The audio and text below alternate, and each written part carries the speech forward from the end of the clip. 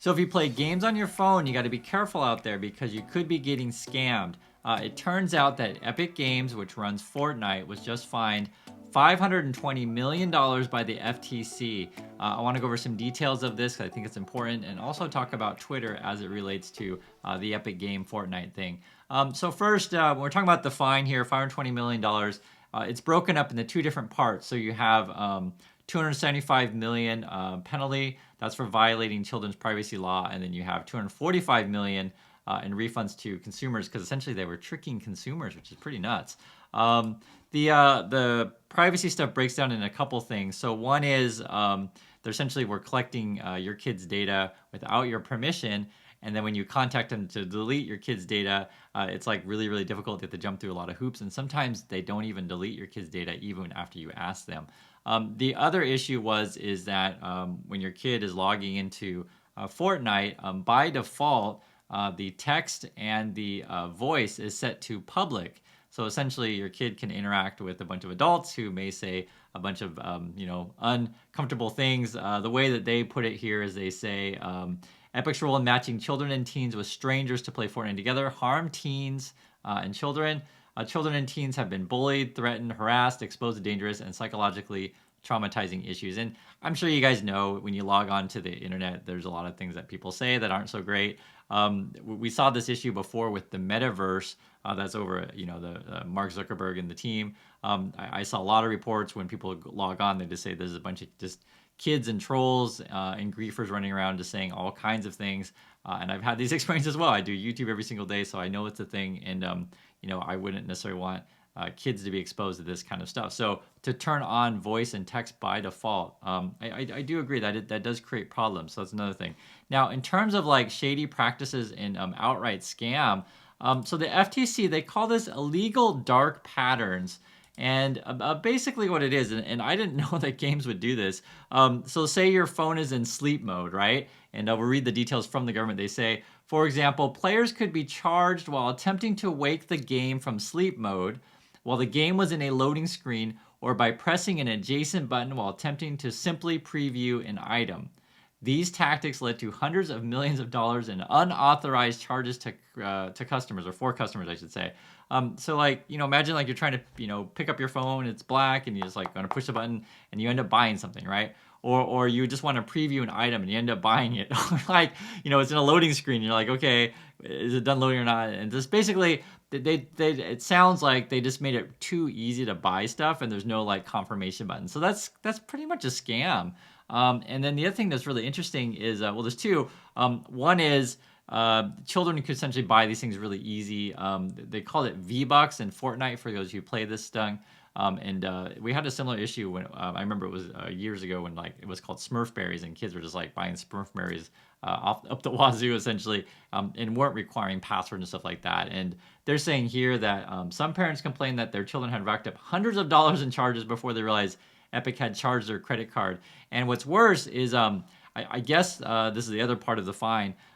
When parents would call the credit card company to say cancel, said charges, stuff like that, Epic would completely freeze your account, and you'd basically lose access to all your prior purchases. And so, people obviously would complain about this stuff because you did pay for some stuff and you didn't want to keep some stuff. It's just that you're kind of concerned that you maybe had some fraudulent charges. I think the shady practices of, say, putting the buy button with no authorization next to other buttons, or accidentally buying something when your phone is asleep, I think that's pretty messed up. Now, it's interesting because I was looking through some of these data on like how much money we're talking about here. So early on when Fortnite was like a big hit, it was like average player would spend, say, $84, $85 a piece. And this was an older chart, so the data today, who knows? But I'm just saying, just to give you some sort of ballpark figure of sort of like how much money we're talking about. This was comparing the spend on Fortnite to like Netflix, Tinder, Pandora, YouTube. I guess Candy Crush makes a ton of money too. My wife plays that game. I'm afraid to ask how much we spend on that game in this household, to be really frank, and also Hulu. But the point is that we're talking about a lot of money. And if you've been playing Fortnite, or kids have been, you could actually be eligible for a refund because of these practices. And essentially, they're are three groups that they're saying are eligible. So we'll go through it. So it says who's eligible for a refund. The FTC plans to make refunds available to one.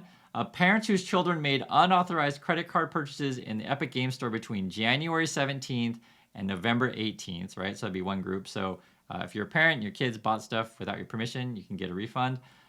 Two, Fortnite players who were charged in-game currency, that's V-Bucks, for unwanted in-game items. So cosmetics, llamas, battle passes, etc. And that's actually quite a long time. That was between January 2017 and September 2022. Three, Fortnite players whose accounts were locked between January 2017 and September 2022 after disputing unauthorized charges with their credit card companies. So these are the three different categories. And they haven't started issuing refunds yet, but I'll keep you updated now. You can check the FTT website as well. So I started with the video game thing, but I want you guys to understand that all of these kind of problems essentially that is coming up with data, right? The first thing was the data where they're getting your kids' data or tricking you, making purchases and things like this. This is happening before in social media. I was looking at some older cases. This is over the FTC gave Facebook a $5 billion fine. One of the things that Facebook used to do, and I wasn't even aware of this exactly how it worked, but I guess Facebook used to get your friends' data from you, which is kind of messed up. And the basic gist is like you may say have photos and posts or whatever, and you make it private to only your friends. But if your friend logs into like another app, that app was able to access your friend, your data through your friend. Basically, it's just messed up. You're talking about getting your not just your data, but also your friend's data. And so that's old stuff that Facebook used to do. Who knows if they still do it now? But it's interesting because we're talking about large amounts of money. And I mentioned to you guys this a few weeks ago when there was some talk that I guess Elon Musk over at Twitter was talking about, can we raise revenue at Twitter? We need the money, etc. And part of it was not only getting your data, but also getting your friends' data. This is part of the discussion.